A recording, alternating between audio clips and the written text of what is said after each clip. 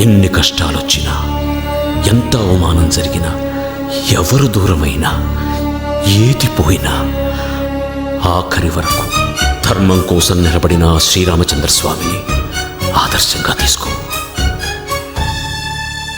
ఎట్టి పరిస్థితుల్లోనూ ధైర్యాన్ని మాత్రం పోగొట్టుకోవద్దు.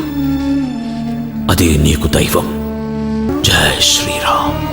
ఇన్నాడు నీతో ఆడుకుంది పాడుకుంది నీ ప్రసాదాలు తిన్న అన్ని ఎవరో కాదురా, నీ స్వామిరా, సాక్షాత్తు ఆంజనేయ స్వామిరా.